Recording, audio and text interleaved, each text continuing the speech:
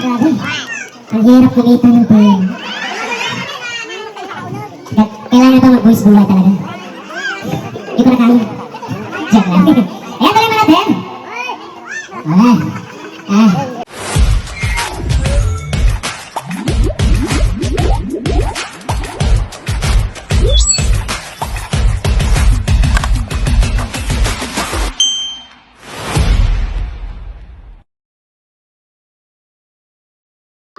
So yun nga mga kaya kita na naman kami dahil maghanap kami ng libreng midnight snack. Ayan. So kami na naman kakasama dahil punta kami ng Mamperes dahil may lamay doon kami mag food trip.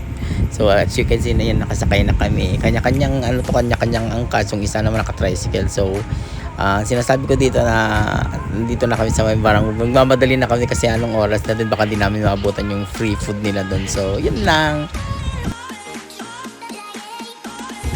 So yung mga kayaman dito, nakarating na kami dito sa may lamay. Ayan, na namin may sumasayaw-sayaw na.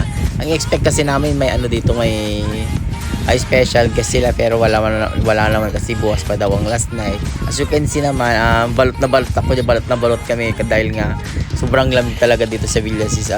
Actually buong Pilipinas malamig ngayon dahil ewan ko 19 degrees Celsius ata ang lamig nun. So mababa yung temperatura. Ayan. So kung kikita nyo, nakabonete pa ako dyan. Ayan, nag-aantay kami ng hudyat ng pagkain. So habang nag-aantay kami dyan, yan, nakikita nyo, nanonood kami, nag-observe kami, and then dito yung ibang friend namin, nasa loob sila.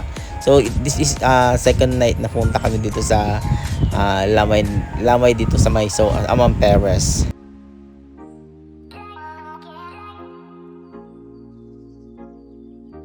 So yun na nga mga kayamayanan niya na yung hudyat ng free midnight snack. So nandito, tuwag kumilid na ako dito dahil nga ayan na nag-video ako, sabi ko ayan na yung nanguna, ayan si Toki, di ba?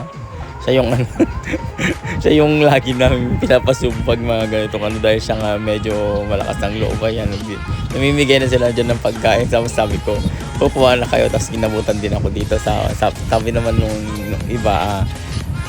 Kumuha pa si Toki dyan, ayan, kita nyo si Yuhensi naman, di ba? Pang malakasan talaga siya pagdating sa mga, di mo lang, huli cam, nagtatago pa siya ng extra doon. Ito ang maganda sa Lami dahil may free food na niya, kasama din namin si Itay. Kita nyo naman yan, kumakain na ako dyan. So, ganito ang mga habit namin magbabarkada pag wala kami ginagawa. Kung saan kami pumuntang Lami kahit di namin kilala. Yan, so, super kain lang kami dito, and then naglibre naman sila ng drinks mga friend namin. So ang kagandaan pa ng pagpunta ng mga lamay kaya may bukod sa may free na pagkain, ayan, so may free live band, mga gano'n, may mapapanood ka mga kakaiba, minsan nagpapatawa, ewan ko kasi ang band lang po ang nila dito, so hindi ka naman mabuboring, malilibang ka dahil nga may mga pasayaw-sayaw sila, may mga dancers sila. Uso kasi dito sa Pangasinan yung ganyan, yung pag last night or pag may medyo may kaya ang lamay, may sila, may pabanda, may pa-dancer. So ganito ang senaryo sa mga lamayan yan. So sobrang pagkain minsan pag may kaya ang pinupuntan lang lamay, talagang only food yan. So ang kagandahan ng mga lamayan dito, kahit di ka kakilala, papakainin ka talaga. So yun lang mga kaya, may update lang sa amin pinagagawa tuwing gabi kahit sobrang lamig ng panahon dito sa Villasis. Ayan, kita nyo balot na balot kami.